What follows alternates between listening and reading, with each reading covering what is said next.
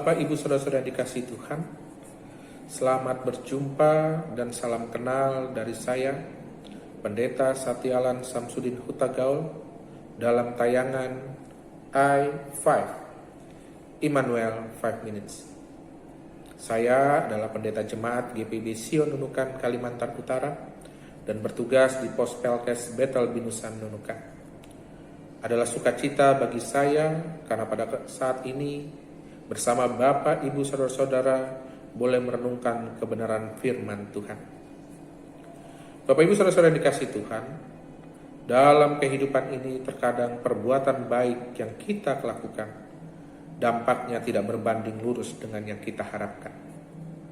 Terkadang ketika kita berbuat baik pada seseorang, justru orang itu berbalik menipu dan memanfaatkan kita. Atau ketika kita melihat suatu hal yang salah terjadi di depan mata, ketika kita mengingatkannya, kita justru dianggap sebagai orang yang cari muka atau bahkan orang jahatnya. Musa pun mengalaminya. Ketika Musa pergi kepada Firaun untuk menyampaikan maksud Tuhan, respon Firaun adalah menolak maksud Tuhan itu, bahkan kemudian menindas bangsa Israel lebih hebat lagi. Dan karena perbuatan Firaun itu, bangsa Israel berbalik menuduh Musa sebagai biang keladi penderitaan mereka yang semakin hebat. Karena itu, Musa kemudian berkeluh kesah, bahkan protes kepada Tuhan. Ia berkata, "Tuhan, mengapakah kau perlakukan umat ini begitu bengis? Mengapa pula aku yang kau utus? Sebab sejak aku pergi menghadap Firaun untuk berbicara atas namamu, dengan jahat diperlakukannya umat ini, dan kau tidak melepaskan umatmu sama sekali." Dan sebagaimana Musa berkeluh kesah dan protes, kita sebagai manusia pun harus mengaku bahwa terkadang kita pun seringkali berkeluh kesah dan protes ketika perbuatan-perbuatan baik kita justru dampaknya adalah pergumulan bagi kita. Kita mempertanyakan mengapa Tuhan meminta kita mengerjakan suatu hal ketika justru karena hal tersebut kita semakin menderita. Keluh kesah dan protes ini muncul karena terkadang jalan-jalan Tuhan tidak seperti yang kita bayangkan dan kita harapkan. Tetapi Bapak, Ibu, Saudara-saudara yang dikasihi Tuhan, bukan saja kita yang terkadang harus menanggung derita karena perbuatan baik. Ada banyak orang yang juga mengalami hal yang serupa. Kita mendengar seorang perawat yang meninggal karena COVID-19 dalam pelayanannya justru ditolak warga sekitar ketika hendak dimakamkan. Atau para petugas medis yang diusir dari tempat tinggal mereka karena dianggap akan menularkan.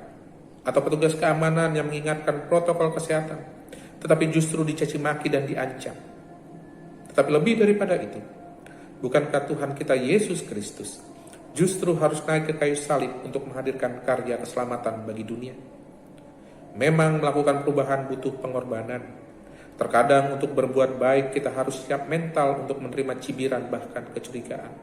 Tetapi percayalah, meski Yesus Kristus harus mati di kayu salib, tetapi kebangkitannya menjadi jaminan bahwa tidak ada perbuatan baik yang akan sia-sia.